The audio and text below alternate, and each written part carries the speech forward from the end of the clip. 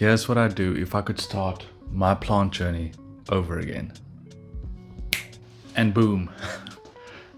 After keeping over 100 houseplants, these are the things that I would do differently if I could start over again. Because in my experience, I've learned a couple things along the way that I wish I had learned earlier. So today I'm going to share my experience in a sort of raw, unedited way and just share my thoughts.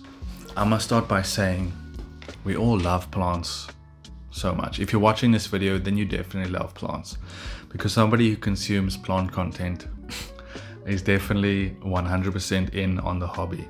You know, every time you walk past a plant in a box store and you're like us, you're like, I need this plant, I'm gonna urge you to be a little bit more patient, because the main thing that I've learned is instead of just getting every plant under the sun, the first thing I'll do is focus on statement pieces. Because a lot of these rare plants, if you grow them well, they can turn out to be like just absolute showstoppers. A lot of the time, these statement plants you get either in tissue culture or little juveniles, and if you want that to grow up to be like a real showstopper in your space, which I'm sure you do, we all want that, you really need to nurture and take care of the plant. So if you focus on statement pieces, you'll waste less time on like random plants that actually just take up space at the end of the day. The next thing I do is, now you have your statement pieces, there might be a few, I'd focus on like variety of textures. And with the statement pieces, there should be, in my opinion, if I could just start again, I'd focus on like a type of shape, like a theme, you know, long leaf philodendrons or like really long big leaf plants. That's an example that I really like. So I'd focus on that. I then transition into like varying textures and that sort of thing, but still focusing on the statement pieces. The next thing I'd look for is identifying where you want spaces to be in your home. So I'd identify spots in my area and then try to think about what structure of plant fits better there.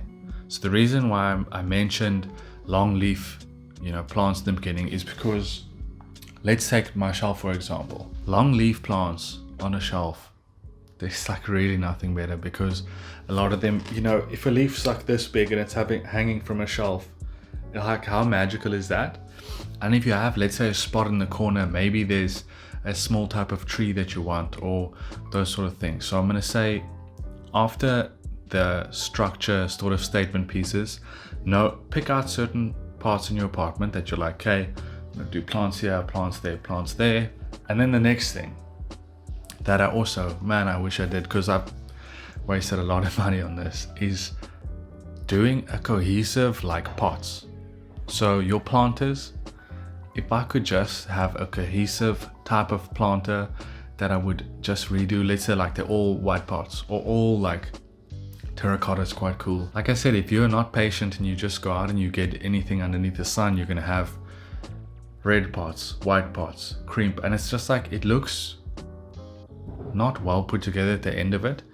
And eventually you're like, you know, I have a brown pot that doesn't match with anything, and it kind of becomes to look unsightly and unneat. So that cohesive palette is frankly very important. The more that I'm in the hobby, I'm realizing I should have been a lot more patient. The next thing I would do, and this is not, you're not struck by this in the beginning when you start the hobby, is your plant media and mediums they will make the plant growth and the way you grow plants just that much easier. The last thing I'm going to say is, do not fall for thirst trap plants. I'm just going to go ahead and say it. There's some plants that are like beautiful, really, really beautiful, but to take care of them, you might not have the right conditions. If I could start over, I would really heavily research the plant before I get it. You know, my conditions aren't going to fit every single plant out there, and to try force my conditions onto a plant doesn't always end up well.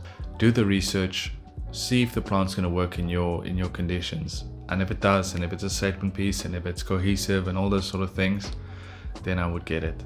I am very curious to hear some of what your guys' thoughts are regarding what you do if you could start over again. And until then, I will see you in the next one.